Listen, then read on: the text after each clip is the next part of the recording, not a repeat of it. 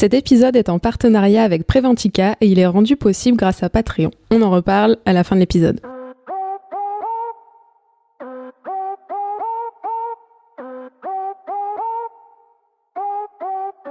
Bienvenue sur Parlons peu, parlons ergo, un podcast de vulgarisation des connaissances autour de l'ergonomie.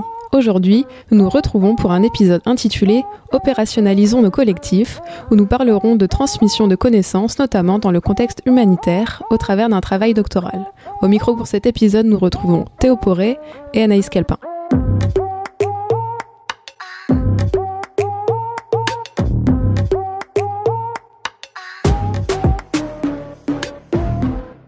Bonjour Anaïs. Bonjour Théo. Bonjour à tous. Aujourd'hui, pour ce nouveau podcast, nous accueillons Galaad Lefay, qui est titulaire d'une licence en psychologie et d'un double master en ergonomie, dont l'un à Paris Descartes et l'autre au Conservatoire national des arts et métiers, le CNAM, où il a effectué de la recherche en ergonomie entre 2018 et 2019. Il a débuté à temps partiel en tant qu'ergonome consultant chargé de mission en cabinet pendant une durée de 2 ans où il participe à des missions de conseil et d'expertise et d'accompagnement sur les thématiques de santé. En parallèle, il commence sa thèse fin 2019 à l'UQTR, Université du Québec à Trois-Rivières, autour du rôle des collectifs de travail sur le développement des travailleurs et l'opérationnalisation des expertises en intervention humanitaire internationale. Bonjour Galaad. Est-ce que cette présentation te convient ? Peut-être as-tu quelque chose à ajouter ? Non, c'est très bien.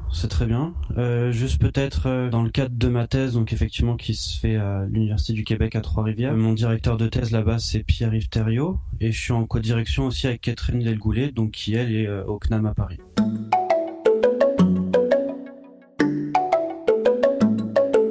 Et du coup, pour commencer, on va essayer d'aborder donc ta thèse en relation avec les ONG, et notamment sur la question de qu'est-ce qu'une ONG, et donc qu'est-ce que ça implique en termes d'organisation du travail et du collectif. Je pense, si on veut parler des ONG déjà, puis d'essayer de les définir, ça peut être intéressant de remettre un petit peu cet organe dans son contexte, et parler dans un premier temps du système humanitaire, donc qui va regrouper différents types d'organisations en fait.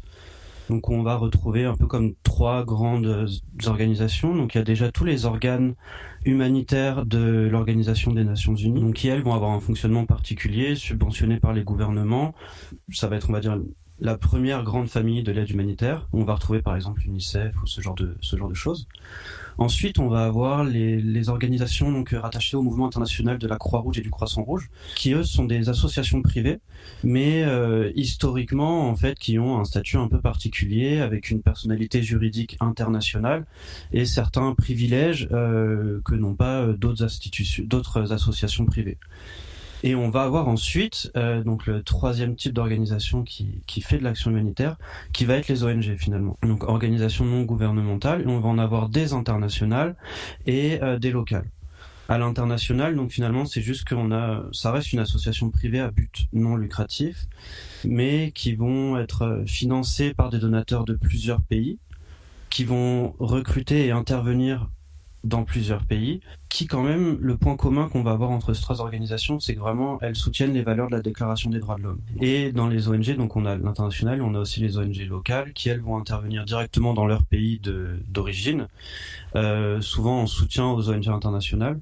Donc soit comme un soutien local pour aider dans l'opérationnalisation ou ce genre de choses, et aussi travailler à la pérennisation des interventions une fois que l'ONG internationale a fini sa mission. Après, si on rentre un peu plus dans le détail de l'ONG, dans le fonctionnement d'une ONG internationale, donc dans le cadre dans lequel j'ai fait ma thèse, donc c'est un système qui est pyramidal, on va dire. Donc on a un fonctionnement siège déjà, qui va être basé dans un pays en particulier et qui va un peu coordonner les différentes missions qu'on va retrouver sur les terrains. Donc on a une direction et après on a un rattachement, on va dire, par ce qu'ils appellent les desks, où on va avoir plusieurs pays d'intervention qui vont y être attachés. Donc par exemple, je sais pas, au siège à Paris, on va retrouver 4 desks. Un desk qui va faire plutôt les pays d'Afrique de l'Ouest, un autre qui va être spécialisé, je sais pas, sur les interventions au Moyen-Orient. Donc on va avoir une répartition comme ça, et avec tout un cadrage et une expertise médicale, donc qui va être centralisée à ce niveau-là. Et ensuite, on va descendre à un niveau de pays, donc on va appeler la coordination. Et là, on a une coordination par pays. Donc par exemple, si on va au Tchad, on va avoir une coordination de Tchad, où là, on va avoir aussi toute une organisation qui va coordonner toutes les différentes missions. Et donc, au Tchad, il va pouvoir y avoir, 5, 6, 10 missions. Ok ? Donc là, on a cette strate intermédiaire, où on va avoir des expertises métiers. Donc on va avoir un coordinateur médical, un coordinateur financier, un coordinateur logistique, etc. Et ils vont être finalement en charge un petit peu des représentants de cette expertise au sein du pays et vont appuyer les missions qui, elles, vont se trouver vraiment sur le terrain pour une demande en particulier, un besoin spécifique. Donc une mission, de vaccination, une mission plus pour donner accès à des bonbonnes d'oxygène dans un hôpital ou n'importe quoi là. Donc on a ces 3 strates hiérarchiques là, vraiment pyramidales, c'est assez descendant. Si on fait juste rapidement peut-être un point d'histoire, quand on parle de l'aide humanitaire, c'est quelque chose qui est assez vieux là. Ça a même des racines plutôt qu'on va aller retrouver, sous la forme d'aumônes ou d'actions de philanthropie qui peuvent être attachées à des actions de religion comme avant la Première Guerre mondiale. Puis ça a commencé à se structurer justement autour de la Première Guerre mondiale, puis de la Deuxième Guerre mondiale, où là il y a des ONG, des associations qui se sont créées dans l'idée d'aller aider soit les blessés, quel que soit leur camp, ou les enfants qui se sont retrouvés isolés ou blessés après la Seconde Guerre mondiale. Donc là on a des premières structurations qui vont se mettre en place à l'issue de la Seconde Guerre mondiale, notamment avec la déclaration des droits universels des droits de l'homme. On a là une grosse émergence en fait, et du coup on va avoir par exemple entre 45 et 49, 1945-1949, il y a 200 ONG qui sont créées, un petit peu de façon très militante, très indépendante. Mais c'est bien joli, il y a des valeurs fortes qui sont rattachées à tout ça, mais ça crée aussi pas mal d'enjeux. C'est qu'au bout d'un moment, on a une hétérogénéité dans les interventions. Parfois, ils vont potentiellement se marcher un peu sur les pieds ou en tout cas pas donner de réponse suffisamment satisfaisante sur les terrains. Et ça peut engendrer pas mal de problématiques en termes de qualité des interventions, mais aussi de prise de risque pour eux et pour les autres, ou d'enjeux aussi au niveau éthique avec de l'implication dans des enjeux politiques de certains pays, etc. Donc il y a eu une volonté au début des années 2000 de se professionnaliser. Et là, c'est vraiment un mot que eux utilisent, donc je parle sous le terme tel que défini par les ONG puis l'aide humanitaire. Non, c'est vraiment cette idée de se standardiser et d'harmoniser nos pratiques entre les ONG, de gagner un petit peu, on va dire, en structure, selon un modèle organisationnel un peu plus traditionnel qu'on connaît dans les entreprises occidentales. On commence à créer du coup des chartes, à créer des protocoles, des réglementations, un peu des guidelines ou ce genre de choses. Ça résout une partie du problème, mais pas tout non plus, parce qu'on se retrouve avec des enjeux aussi par exemple de difficulté de fidéliser ses salariés, mais comment on les fidélise, sachant que c'est des terrains où on y va pour une intervention, pour un besoin en particulier, donc on n'est pas censé rester. Comment on gère ces travailleurs-là qui vont être dans une mouvance un peu constante d'un pays à un autre, d'une intervention à une autre. Comment on pérennise l'expertise aussi déjà sur les terrains, mais aussi même au sein même d'une ONG, parce que les travailleurs ne restent pas aussi dans les ONG. Et il va y avoir aussi des enjeux en termes de collaboration entre des travailleurs qui viennent de plusieurs pays, de plusieurs métiers, qui ont des statuts différents sur le terrain. Donc on a vraiment une grosse hétérogénéité dans les collectifs qui va apparaître, qui existait avant, mais qui là du coup devient vraiment des enjeux saillants. Puis quand on veut essayer de les structurer, puis de standardiser un peu notre organisation, c'est des problématiques pas forcément évidentes et faciles à travailler. On a cette volonté de se professionnaliser, donc avec vraiment cette idée de se structurer, le terme de se structurer, de s'harmoniser, de se standardiser. C'est un des premiers facteurs vraiment d'influence qui va engendrer le système organisationnel tel qu'il est aujourd'hui. Et un autre, c'est que quand on parle d'ONG, donc c'est des associations privées, donc elles sont dépendantes de bailleurs de fonds. C'est-à-dire qu'au bout d'un moment, tu dois rendre des comptes à un financeur qui est externe. Le truc, c'est que ces bailleurs de fonds, ils ont des gros critères en termes de compte rendu, de reporting. Donc, ils se basent sur des indicateurs très quanti. Et donc, c'est le nombre d'interventions, quel système de sécurité tu as mis en place. Et donc, en fait, ça crée tout un tas de contraintes qui vont directement influencer finalement l'organisation et donc le travail réel sur les terrains. Sachant que les préoccupations de ces organes-là sont de s'assurer que l'argent est bien investi et qu'il y a une bonne efficacité dans ce qui va être mis en place, etc. Parce que là, de tout ce que tu nous dis depuis le départ, c'est vrai que tu décris une professionnalisation du travail des ONG. Et donc, on se retrouve sur des modèles d'organisation qui sont très proches des grandes structures, des grandes entreprises internationales. Et donc, dedans, on se retrouve avec peu ou prou les mêmes thématiques, mais par contre, il y a quelque chose qu'on retrouve, qui me semble être prégnant, c'est la notion de sens du travail. Et donc, tout a l'air d'être articulé autour de ça. Donc, dedans, est-ce que ça n'a pas posé justement des problématiques avec l'approche très quanti dont tu parlais tout de suite ? Est-ce qu'on va pas se retrouver sur le terrain avec ce qu'on peut appeler une sorte de dissonance cognitive où on va vouloir en faire plus, mais au détriment de la qualité de l'intervention? Sur les enjeux de valeur, il y a même des travaux qui ont été faits là il y a quelques années qui montrent justement que ce phénomène de professionnalisation a engendré un peu un conflit de valeurs parce qu'on passe d'un système, on va dire, du militant à quelque chose de professionnalisant là, mais du coup forcément que ça crée au bout d'un moment un changement même dans l'identité professionnelle des travailleurs. On n'y allait pas de la même façon, on n'agissait pas de la même façon, donc en fait il y a un fonctionnement métier, un fonctionnement des interventions qui devient différent. Ça le structure, donc effectivement ça limite, on va dire, les risques de facteurs humains, on va dire, où en fonction de l'individu la réaction va pas être la même parce que là on a un peu des garde-fous, mais d'un côté effectivement on est sur des travailleurs qui du coup ont une redéfinition de leur valeur qui va pas forcément être évident.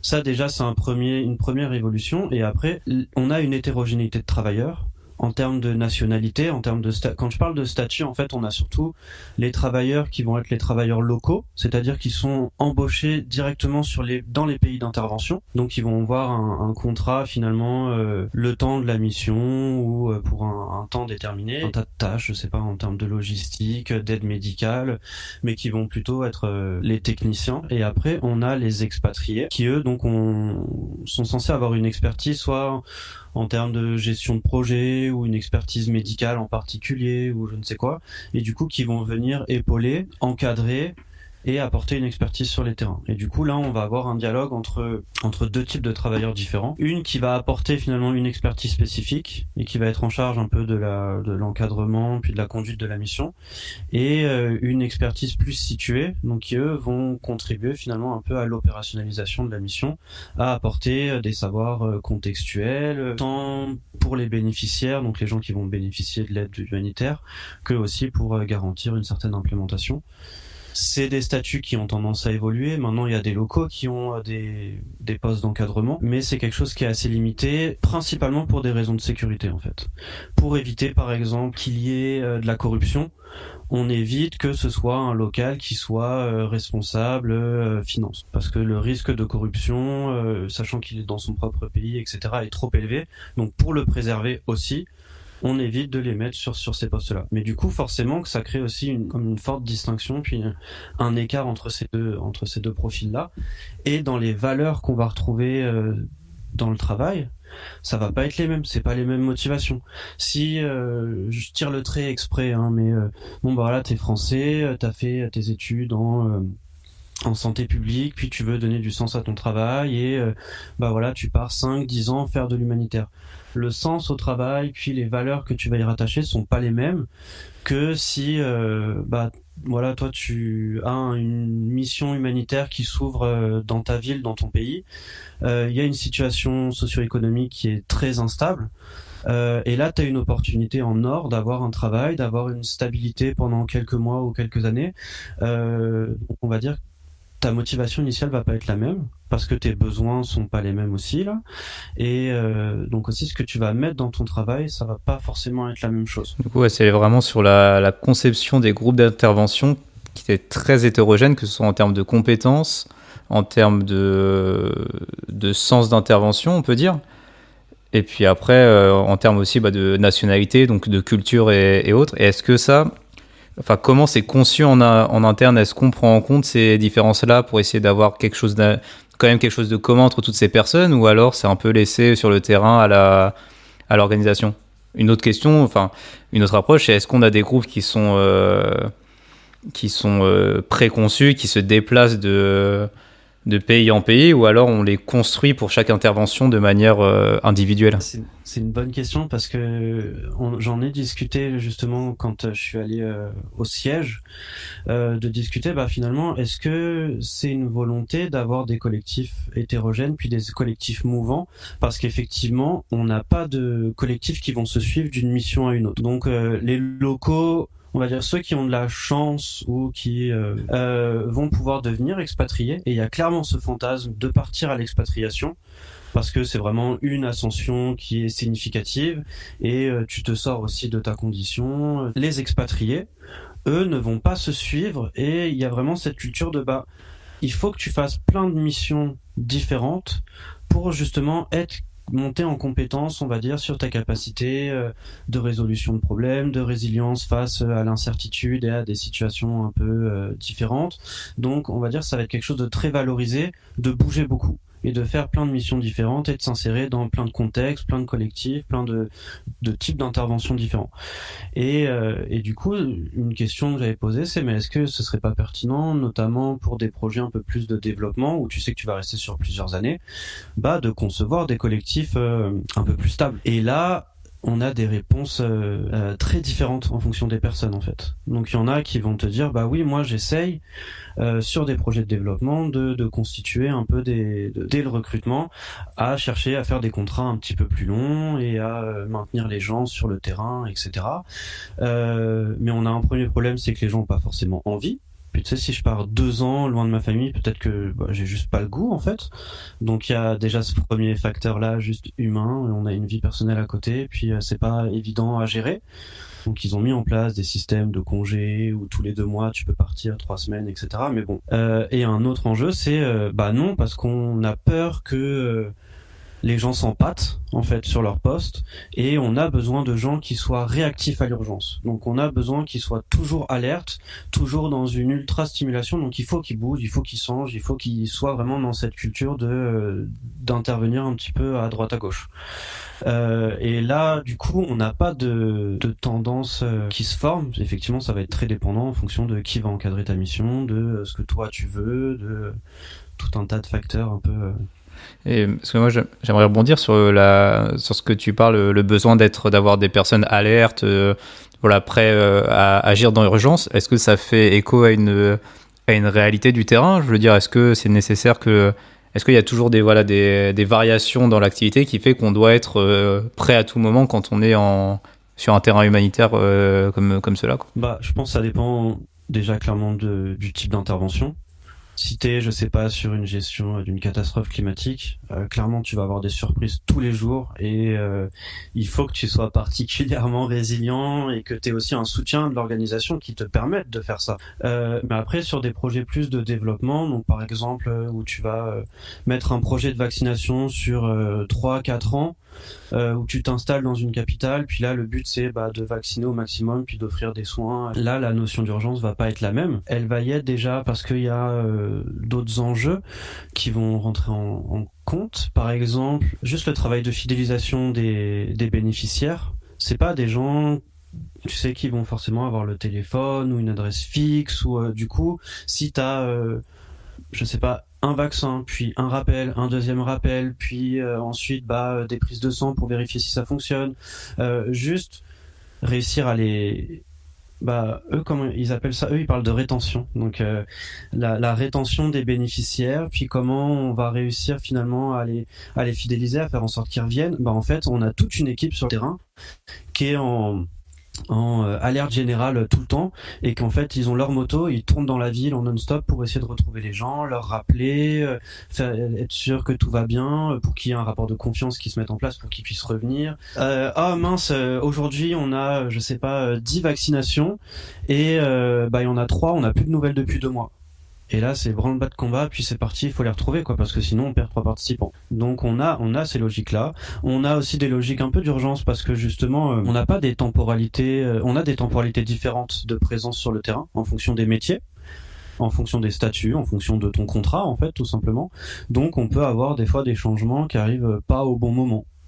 où je sais pas, par exemple, tu as le coordinateur des ressources humaines qui part en même temps que le chef de mission et le remplaçant arrive que dans 2 mois. Bon, bah là déjà il faut gérer, c'est pas facile, et quand la personne arrive, il faut qu'elle rattrape potentiellement 2 mois un peu de galère, ou en tout cas d'essayer de corriger un petit peu ce qui a été fait, de monter en compétence rapidement pour devenir opérationnelle. Donc elle est en urgence pendant on va dire 1 mois, 2 mois, et il y a quand même une idée de solidarité. On a notre objectif commun qui est, par exemple, réussir le projet de vaccination ou réussir à remettre en opération un hôpital un peu désaffecté ou n'importe quoi. Donc on vise la même chose. Donc il y a quand même aussi vachement cette idée d'entraide, je trouve, de solidarité, voire de polyvalence, beaucoup de polyvalence. Et donc ça crée un peu ce climat d'urgence perpétuelle. Et un autre facteur, moi, qui je trouve pousse à l'urgence, c'est on a besoin d'argent.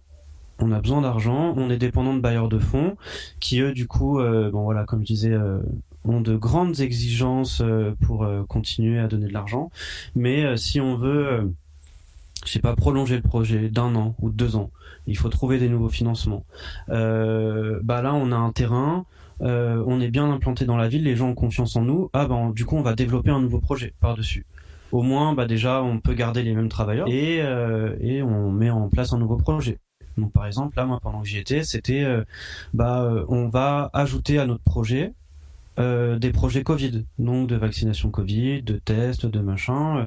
Comme ce moment, on profite du lieu et on va, ça crée l'urgence aussi de, vu qu'on a besoin d'argent, on développe de nouveaux projets.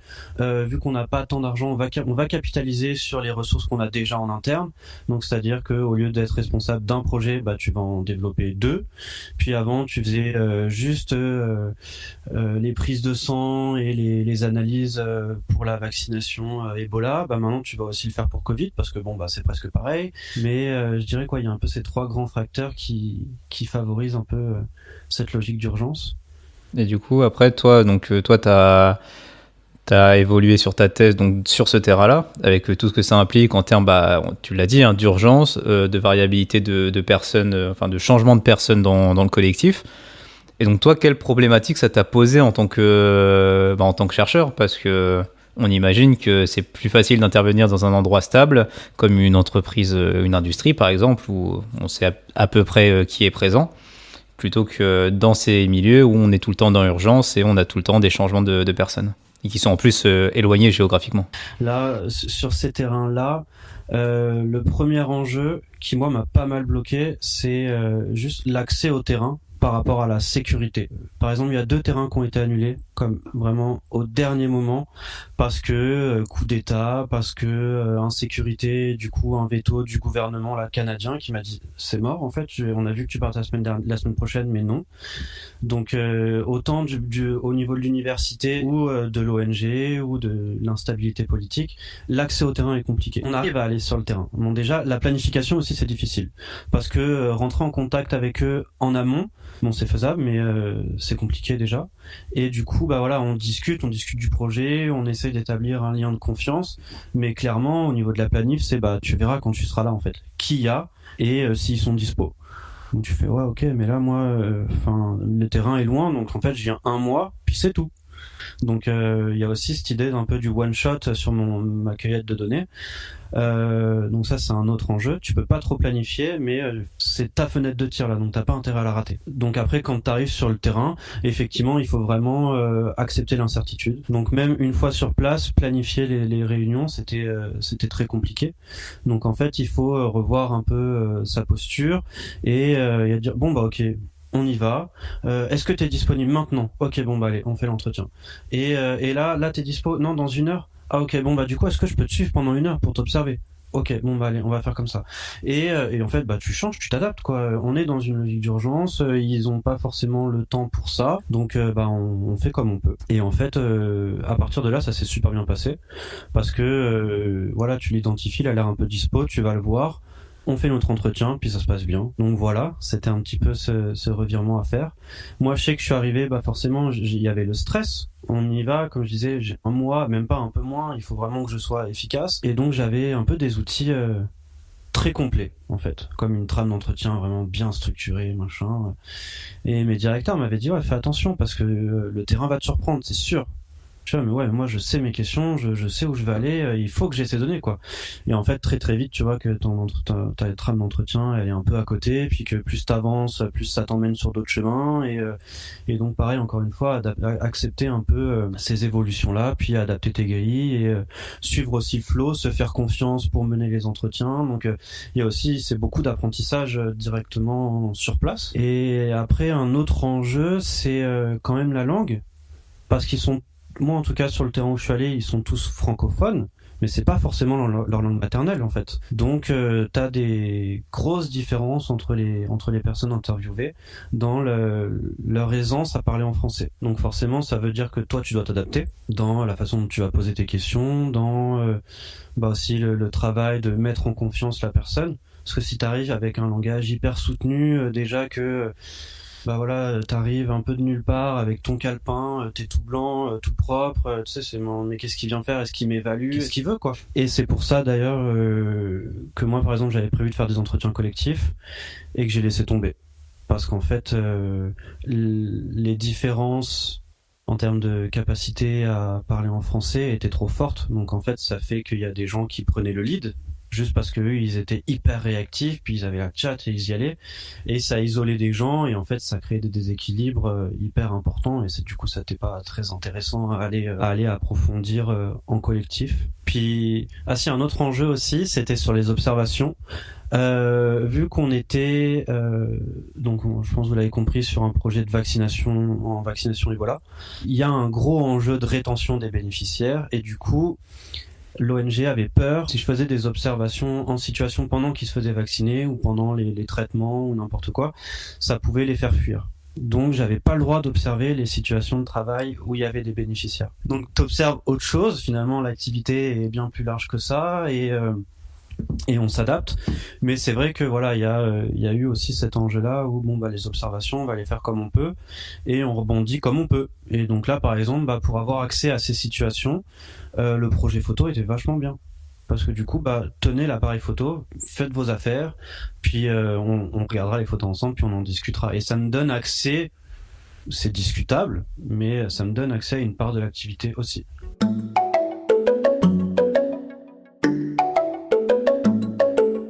Et maintenant qu'on a un peu mieux compris ce qu'est finalement une ONG, quels sont finalement ses enjeux et qu'est-ce que ça implique dans la réalité, on va venir parler un petit peu plus de toi et de ton terrain de recherche plus spécifiquement. Et finalement, la question que j'ai envie de te poser, c'est comment est-ce que tu as fait pour intervenir sur un terrain qui est aussi complexe que le domaine humanitaire, dans les faits? L'importance de s'adapter. Tu t'adaptes quand tu arrives sur le terrain, puis t'essayes d'être... moi, j'avais plutôt une posture, je vais être discret, je vais me fondre dans le décor, et il y a aussi, on est ensemble pendant un certain temps, mais on est ensemble tout le temps, en fait, parce qu'on va dormir ensemble, on partage les mêmes appartements, on déjeune ensemble, on dîne ensemble, on soupe ensemble, on a nos temps libres ensemble la plupart du temps, donc ce qui fait déjà, la frontière vie pro, vie perso, elle explose complètement. Et ça, c'est pour les expatriés, déjà, donc je vais faire la distinction. Mais en fait, même pour les travailleurs locaux, où on voit que les présences sur le site est vachement allongée. Donc souvent, ils arrivent 1 heure avant le début de leur prise de poste. Il y en a qui restent longtemps après. Il y en a qui sont, par exemple, entre 2 contrats, mais qui viennent quand même sur le terrain. Parce que, au moins, s'il y a un besoin, je suis là. Toujours cette logique d'urgence, donc y a pas de souci. Puis de toute façon, j'ai pas de travail à côté, donc autant être là.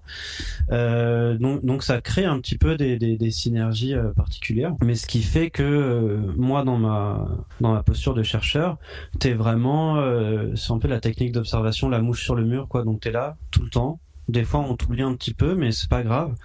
Et t'observes, puis après, dès qu'il y a une petite fenêtre, tu discutes, puis on essaye d'avancer un petit peu comme on peut, comme ça.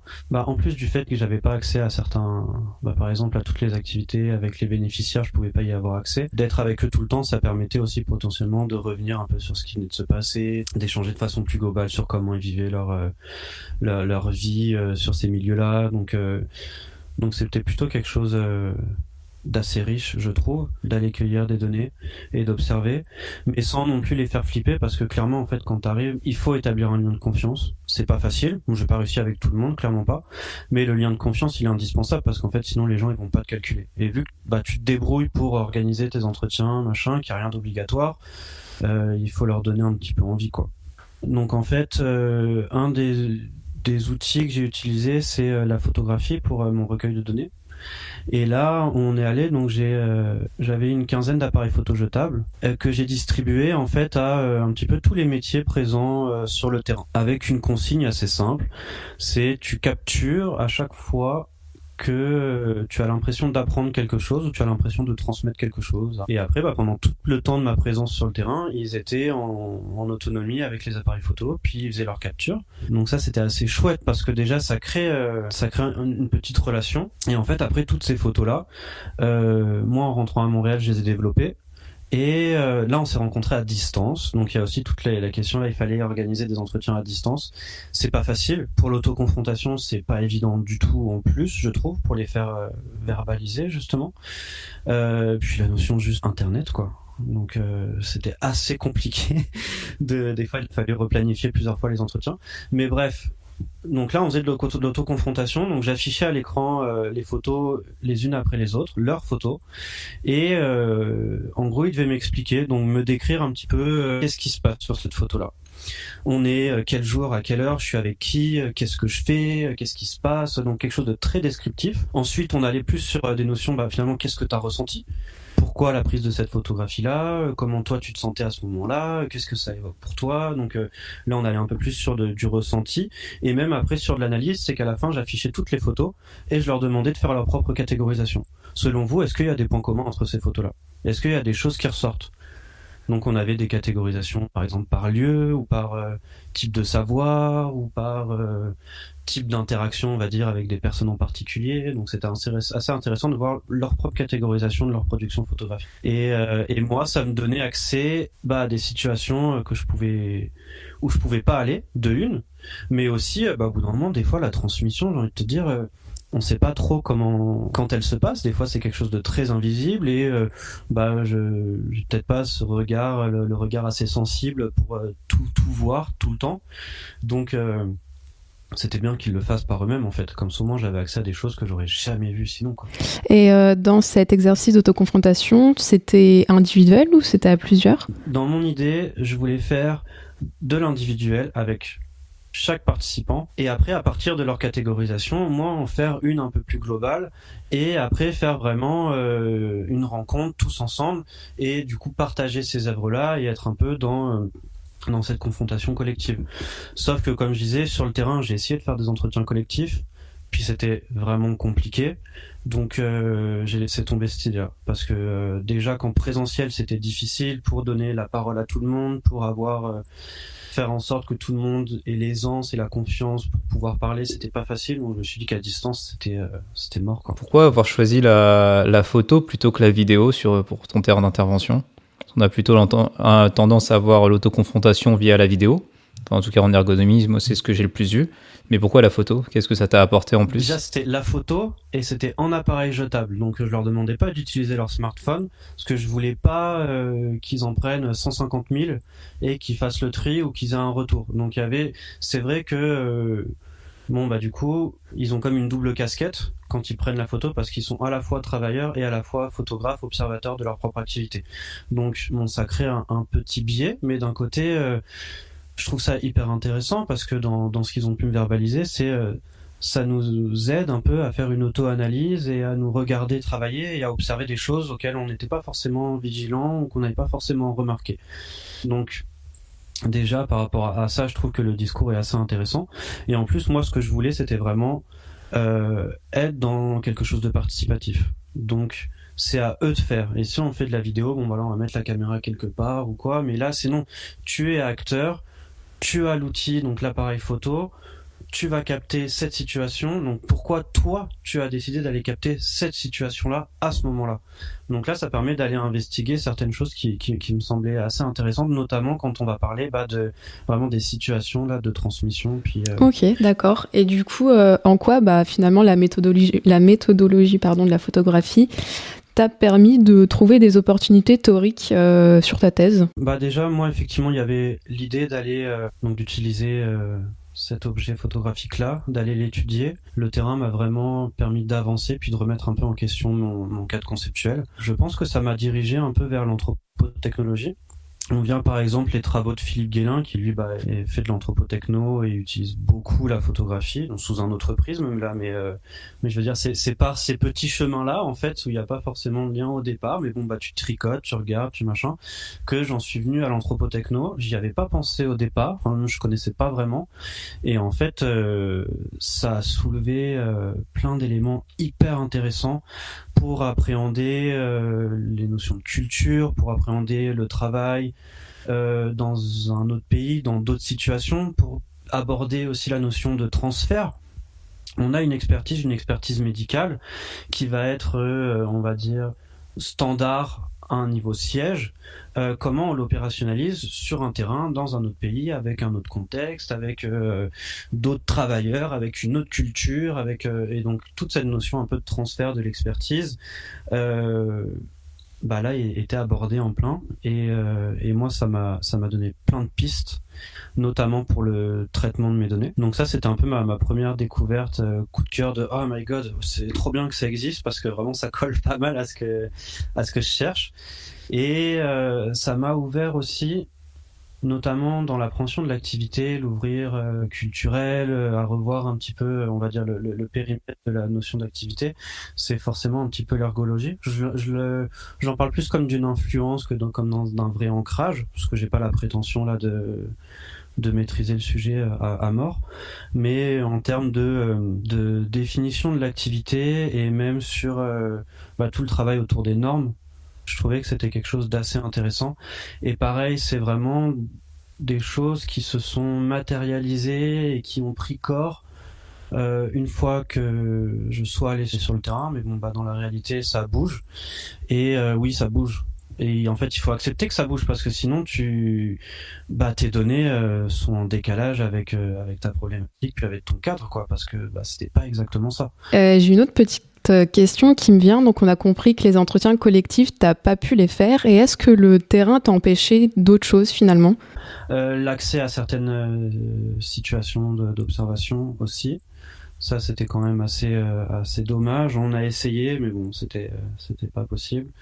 Le one shot aussi, c'est des fois, t'as des données, tu te poses des questions, t'aimerais approfondir, mais la reprise de contact est pas facile avec les travailleurs directement sur place, parce qu'ils sont plus là, parce que ils ont pas de mail, parce que son référent a changé, et du coup t'as vraiment plus aucun accès pour pouvoir échanger avec. Donc c'est difficile si t'as des besoins complémentaires, t'es un petit peu bloqué. Voilà, j'ai un peu lu notamment Vermeersch et tout ça, qui sont liés à l'explicitation. Donc, moi, c'est des questions qui m'intéressent grandement. Je sais pas si toi, c'est des questions que tu as particulièrement approfondies, ou au contraire... À travers les différents entretiens, est-ce qu'il y a des événements marquants qui ont fait corps et qui contribuent par exemple à un sentiment d'appartenance, on est ce collectif-là parce qu'on a partagé ces choses-là ensemble, ou est-ce qu'on retrouve des traces aussi de l'organisation dans leur façon de travailler et d'intérioriser leur travail. Et cette question-là aussi, c'est un de mes résultats, c'est qu'il y a une forte intériorisation de la prescription, notamment des travailleurs locaux. Donc c'est-à-dire, en fait, vu qu'on on est dans une situation avec une certaine précarité, on va dire, on est conscient de la chance que c'est de pouvoir travailler dans ces organismes-là, même si non plus on n'idéalise pas du tout, et il y a un vrai regard critique sur le fonctionnement d'une ONG. Mais mine de rien, on veut garder notre travail, et donc on se soumet un peu à cette prescription, au système de compte rendu, aux outils qu'on va nous donner pour organiser notre travail. Et du coup, dans les entretiens, c'est quelque chose qui était énormément présent, et de sortir justement du prescrit dans leur discours, c'était hyper compliqué en fait, parce que c'est la première strate vraiment de oui, alors il faut faire ça comme ça, il faut faire ça comme ça, puis après je fais ça, puis oui mais ça ok, c'est le protocole, je l'ai lu, mais C'est comment ça se passe en fait. Et en fait, on le voit même dans leur activité, c'est quelque chose qui suivent à la lettre à fond. Et donc cette intériorisation même des traces de l'organisation et de ces injonctions qu'ils peuvent avoir, je trouvais ça très intéressant tout simplement. Dans l'explicitation, on a tendance à faire revenir les personnes sur des situations qui ont du sens pour elles. Et en fait, ce que je trouve vachement intéressant, notamment avec la notion de la technique de photo, en leur laissant libre cours au choix en fait, de la photographie qu'ils vont faire, j'ai l'impression que tu es un peu dans cette logique-là de te dire, prends une photo d'un moment qui a du sens pour toi. Donc ça, je trouve ça hyper intéressant. Et je trouve du coup, là, on a un rapprochement entre Theroux et Vermeer sur ce point-là. Mais d'un autre côté, de ce que tu racontes, est-ce que sur les photos qui ont été prises, les moments qui ont été photographiés, est-ce que c'était les moments qui étaient plus en lien avec des moments de procédure, on va dire, des moments importants de la procédure, ou au contraire des moments plutôt importants pour les personnes, où les personnes vont donner du sens à leur travail? Justement, j'ai fait un peu une cartographie des photos, et on voit que, bon, déjà, il y a vraiment des scissions dans l'espace en fonction des métiers et des statuts. On a vraiment les collectifs, ça va être en fonction justement de ces statuts-là, et du coup dans ce qui va être transmis aussi. Donc par exemple, on voit que dans le bâtiment principal où il va y avoir beaucoup, où il y a forcément tout le circuit de vaccination ou le circuit de premiers soins. Donc là, on identifie 2-3 lieux.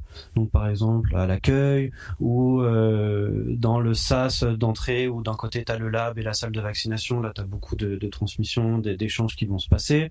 Et dans ce dont ils vont parler, ça va être très axé effectivement sur du savoir technique. Donc par rapport à ton métier ou à ce qu'il faut faire, donc on va être vraiment sur ces thématiques-là ou sur un suivi un peu des bénéficiaires. Alors que par exemple, si on va un peu plus sur les zones ouvertes, donc dans le parc d'entrée, là où il y a la guérite, la gestion des voitures, donc dans cette zone-là qui est à l'entrée du site, on va avoir plutôt les métiers de la logistique qui vont s'y retrouver. Et qui eux vont aborder d'autres thématiques en fait. Donc eux, ça va plus être beaucoup de transmission sur les bénéficiaires, ça c'est ce qui va être transversal. Ils vont aussi beaucoup parler de la vie interne du projet. Donc de qui a fait quoi, comment, qu'est-ce qui se passe. Lui, ah bah non, il est parti, donc tu vas pas le revoir, mais là on a vu qu'il va y avoir 3 postes qui vont être... Donc il y a toute une espèce d'échange autour de la vie et de la situation actuelle qu'il va y avoir sur le projet. Ça va se passer plutôt dans ces espaces-là. Et du coup, même le médical, quand ils vont aborder ces sujets-là, ils vont plutôt aller se diriger vers ces espaces-là. Donc on avait un petit peu cette localisation des types de savoirs qu'on va pouvoir aborder. Et après, là où on retrouve tout le monde, c'est dans les voitures pendant les déplacements. Donc par exemple, pour aller faire une intervention express vaccination dans tel spot pour une journée, ou pour aller faire du ravitaillement, ou pour le transfert des vaccins d'un site à l'autre. Donc du coup, ce qui fait qu'il y a beaucoup d'échanges transverses, et là où on mélange aussi un peu sur de la vie privée, sur des projections, sur des notions de soutien social, où là on va les retrouver pendant ces phases de déplacement-là. Et la cafétéria tout simplement, là où ils vont se retrouver, comme je disais là par exemple, tous les matins ils arrivent avec un énorme plat, puis on va partager le repas pour partager ce moment-là de vie. Donc on va avoir ces espaces là où la mixité va plus se faire ressentir, et on va aborder d'autres thématiques, mais qui sont en fait indispensables au bon fonctionnement du terrain, parce que tu sais un peu du coup comment ça fonctionne, les gens, est-ce qu'ils vont bientôt partir, est-ce que non, c'est quoi leur projection, c'est quoi les problématiques qu'ils vivent en ce moment.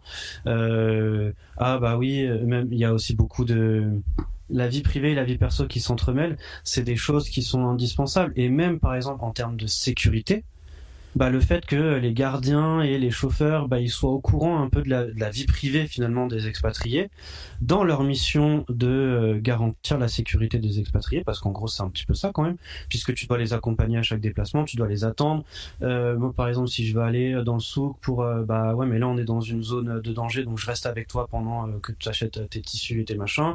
Donc en fait ils connaissent ta vie privée, globalement on va dire les grands traits, et ils se les transmettent entre eux, et du coup il y a une vigilance permanente des chauffeurs et des gardiens sur les expatriés et leur déambulation dans la ville.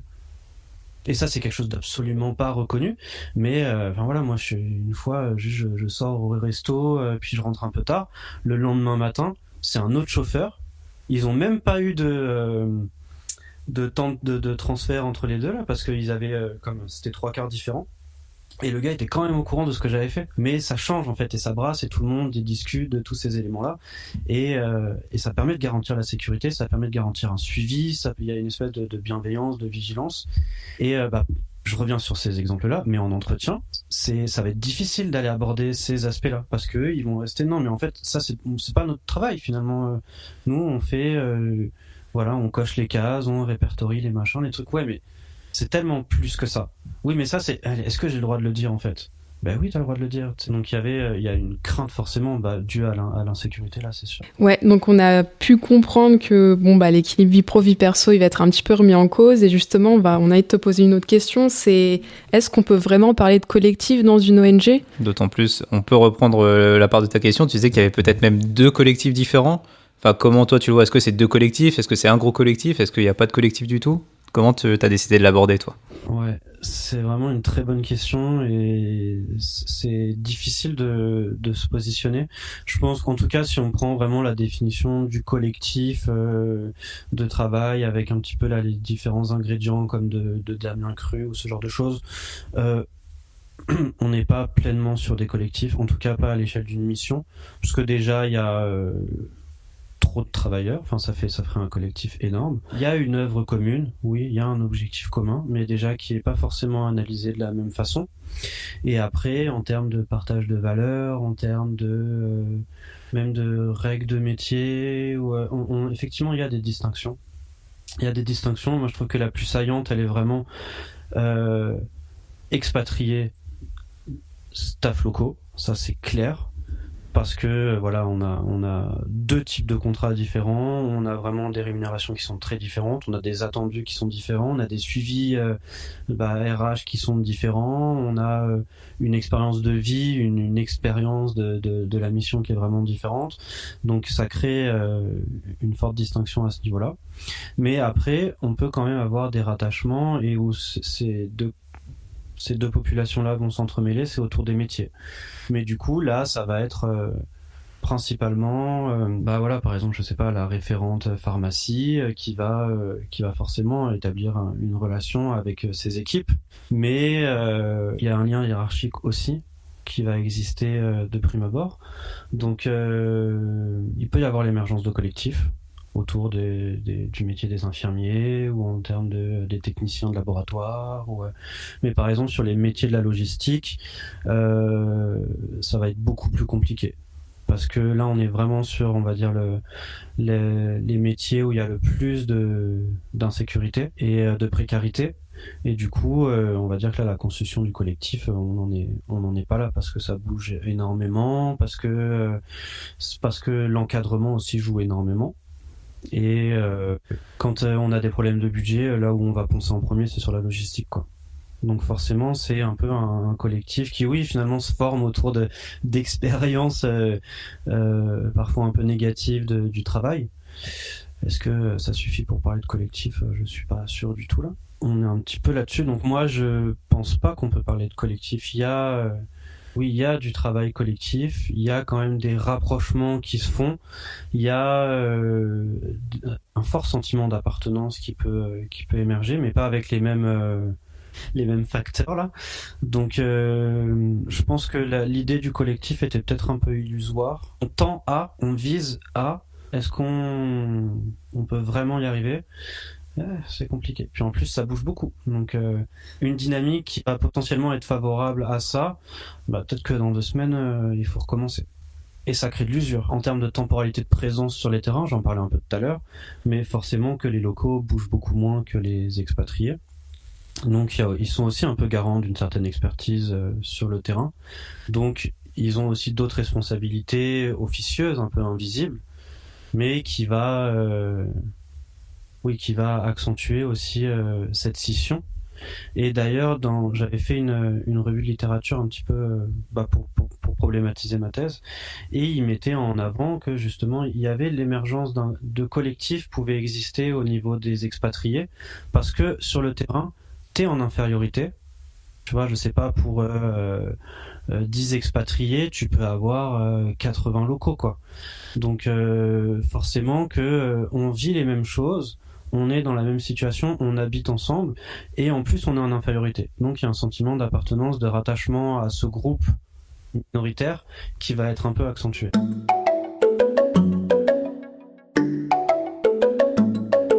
La question du collectif, elle est largement remise en cause. Pourtant, tout à l'heure, dans ton exemple, j'ai l'impression que les chauffeurs entre eux, ils ont quand même des règles de métier, entre guillemets, qui sont liées au hors-métier, enfin, si on peut l'appeler comme ça, qui dit qu'on doit savoir ce qui s'est passé en amont et ainsi de suite. Donc est-ce que là, on n'est pas sur une bribe de collectif? C'est peut-être un peu fort pour l'appeler comme ça, mais est-ce qu'on n'a pas déjà des règles de métier qui se créent? Et si elles existent, comment est-ce qu'on les pérennise et comment est-ce qu'on les transmet derrière? Très bonne question. Oui, bien sûr qu'il y a des bribes de collectif et qu'il y a des règles de métier qui se développent. Après, quand on parle de règles de métier, il y a l'idée de à quel point ça va être intériorisé par les travailleurs. Donc ça, c'est quelque chose qui, ça demande du temps. Et par exemple, quand t'es chauffeur, des fois t'as pas vraiment ce temps-là parce que t'as beaucoup d'allers-retours, t'es recruté, puis là il y a une baisse d'activité, donc t'es remercié, puis après on te ramène, et donc il y a beaucoup de mouvances à ce niveau-là. Donc à quel point ça va être des règles qui vont être intériorisées. Pour parler des métiers de la logistique, ok. Donc on va mettre les gardiens, les chauffeurs principalement. On a d'autres fonctions, mais on va dire c'est eux qui forment où il y a le plus de travailleurs et qui forment la plus grosse cohorte là sur les terrains au niveau des métiers de la logistique. Le collectif, en tout cas les éléments du collectif, donc il y a ces règles un peu implicites où il n'y a pas de sanctions qui vont être attachées, il y a pas, mais on va retrouver ces principes-là, et en plus le fait qu'ils soient dans une certaine insécurité, il y a beaucoup de soutien. On retrouve vraiment cette notion de soutien, elle est incroyable. Donc c'est pour ça que je disais par exemple, je sais pas, moi je vais faire une pause une demi-heure avant de pouvoir enchaîner sur une autre observation, ou j'en sais rien. Je vais sous le manguier, là, c'est justement cet espace dans le jardin où ils appellent ça, on se retrouve au manguier, puis on va très bien. Où tu rencontres des gens, puis tu leur parles, et ils disent, oh non, moi ça fait un mois que je travaille plus pour cette ONG, mais je suis là. Puis s'il y a besoin en urgence, je suis là, je suis sur la balle, il n'y a pas de souci. Et d'un côté, il a aussi un rôle finalement dans la transmission un peu de ces savoirs.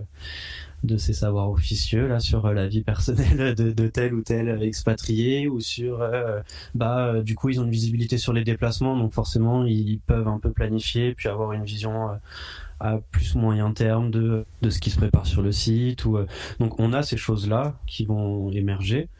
Et en plus, effectivement, puisque les gens, même quand ils ne sont pas en travail, ils jouent un rôle en tout cas, et ils sont soutenus aussi forcément.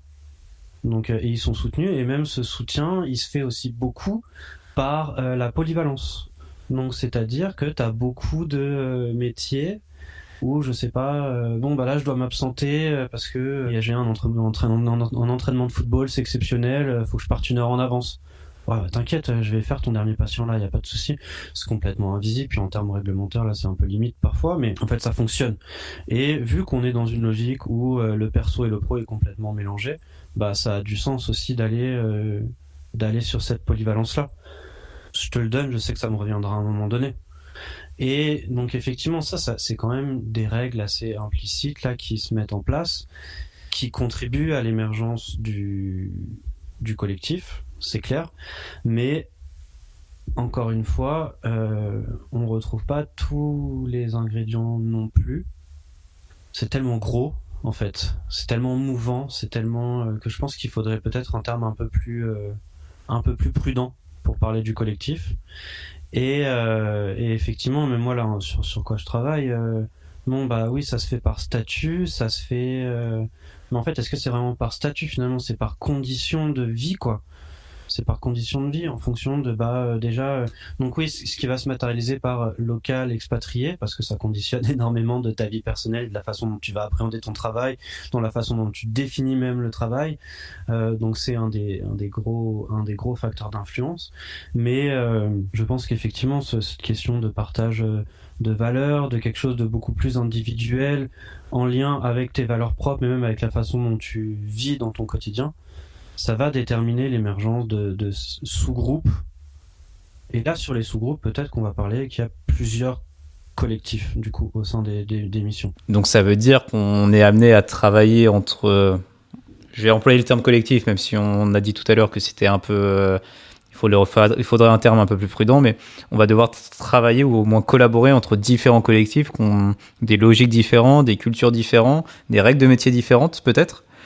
Et du coup, comment ça impacte après le fonctionnement des ONG, ou c'est peut-être c'est peut-être dans tes résultats ou ça va peut-être venir. Je sais pas si tu veux les aborder d'ailleurs. Je pense qu'on a dans le fonctionnement de l'ONG, on a besoin de différentes expertises dont certaines peuvent être propres à un sous-groupe en particulier. Donc il y a forcément déjà une interdépendance en termes déjà d'expertise métier de base, mais en termes de savoir contextuel.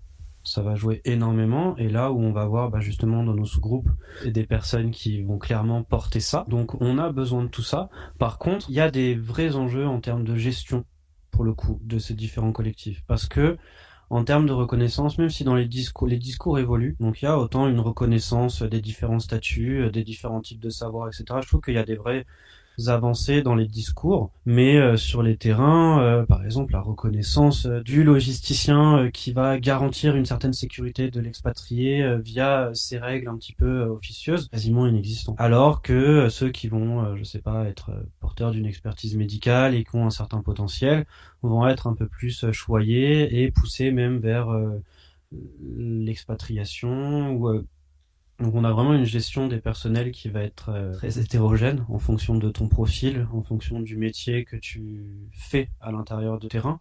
Mais dans le fonctionnement de l'organisation, c'est clair que il y a une conscience qu'on a besoin de toutes ces expertises-là, même si elles sont pas valorisées toutes au même niveau.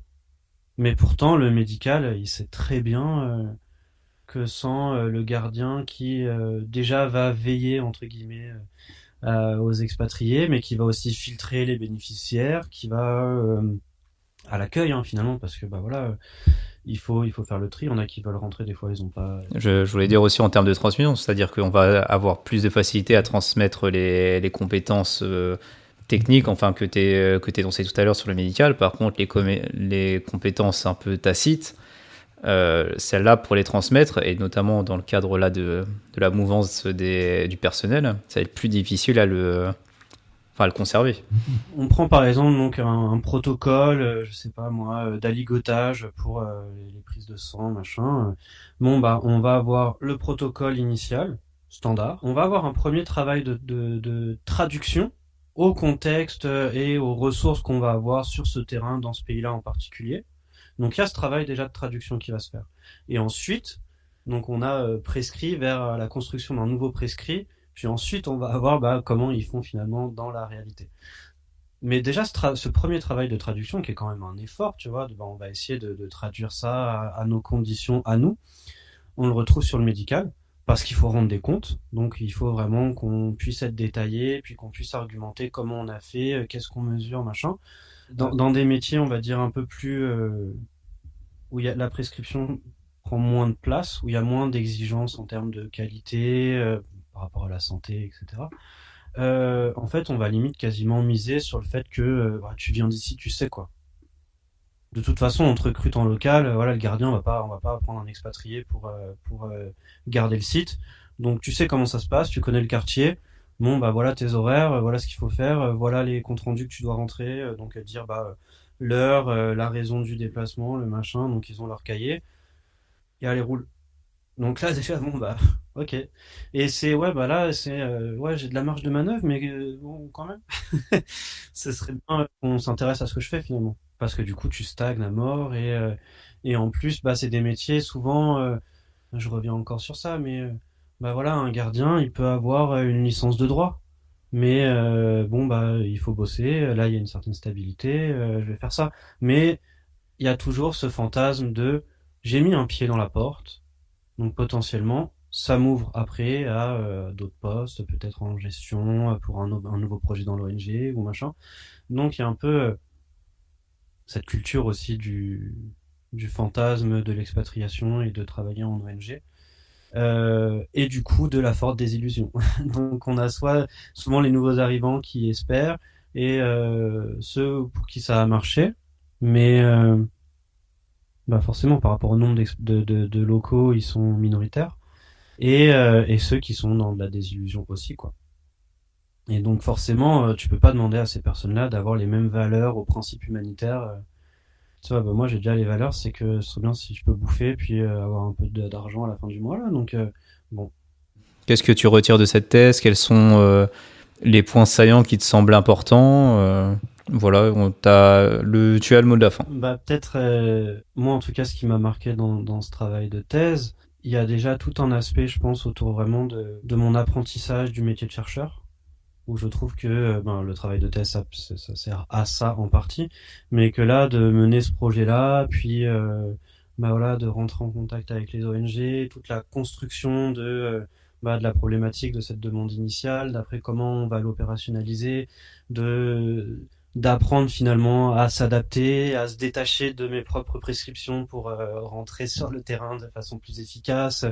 Donc il y a plein d'aspects qui m'ont permis d'apprendre énormément et dans un premier temps, je pense, de désacraliser le métier de chercheur. Voilà, on maîtrise des savoirs, des concepts, des machins, mais finalement, c'est quasiment de l'artisanat, quoi. On essaye de bricoler quelque chose avec toutes ces idées-là, puis bah, oui, mais on a besoin du terrain, on a besoin de leur propre expertise, de l'expertise terrain, donc aussi, il y a toute une reconstruction même du métier de chercheur, donc moi j'ai trouvé ça hyper agréable, et je me suis vraiment épanoui là-dedans.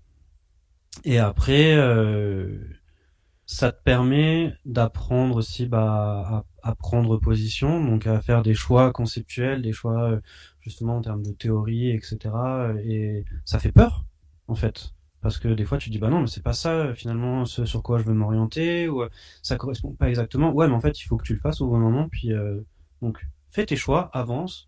Puis tu sais la thèse c'est juste une étape, la recherche va pas s'arrêter à la fin de ta thèse. En tout cas, moi, je le conçois comme ça. Hein. C'est quelque chose de personnel. Mais donc, j'essaye aussi d'intégrer cette thèse dans quelque chose de plus global.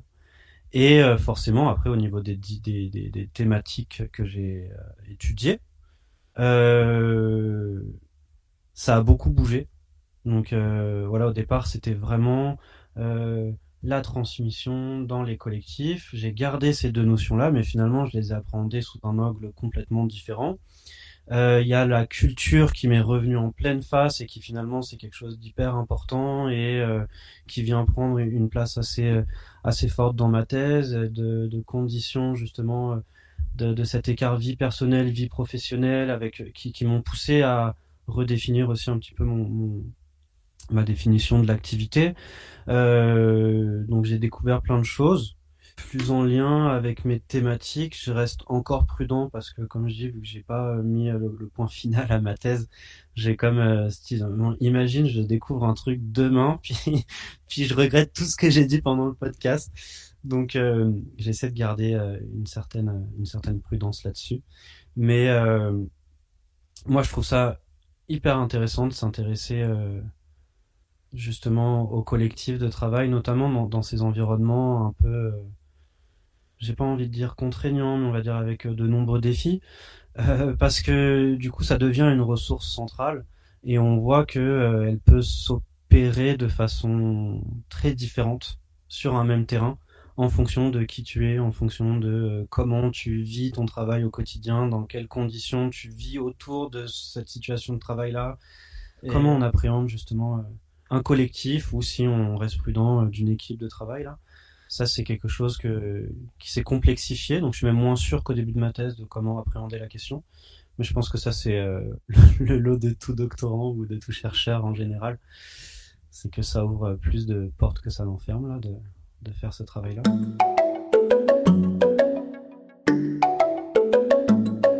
En tout cas, merci à toi d'avoir répondu à notre invitation et de d'avoir joué le jeu et de t'être prêté à l'exercice. Aux auditeurs, j'aimerais vous dire qu'on espère que cet échange a enrichi vos réflexions.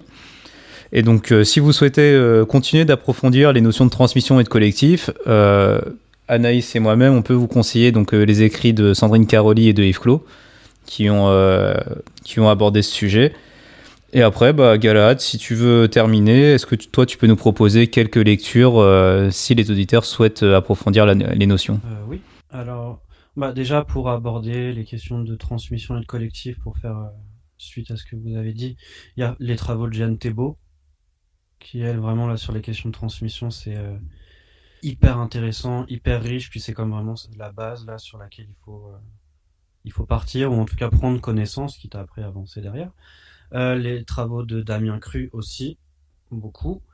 Et après, peut-être plus sur la notion du travail en Afrique, puis de comment on va aborder ce type de milieu. En ergologie, il y a pas mal de choses qui ont été faites. Donc, déjà, les travaux de Schwartz en général, quand il aborde la compétence, il y a des notions aussi de collectif qui vont entrer en jeu, etc. C'est quand même assez intéressant. Et plus spécifique au travail en Afrique ou au travail humanitaire ou dans ces milieux-là. Il y a les travaux de Nouroudine qui sont très intéressants.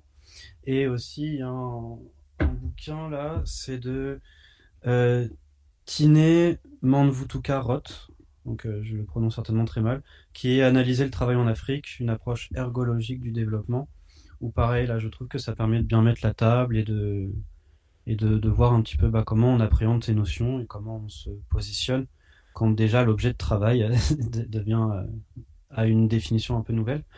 Donc je conseillerais ça. Puis forcément je veux quand même aussi juste mettre un petit mot pour mes deux directeurs qui s'intéressent à cette thématique-là, puis m'ont soutenu aussi dans ce travail-là de thèse. Donc Pierre-Yves Thériault et Catherine Delgoulet qui eux aussi Écoute, merci pour le temps que tu nous as accordé.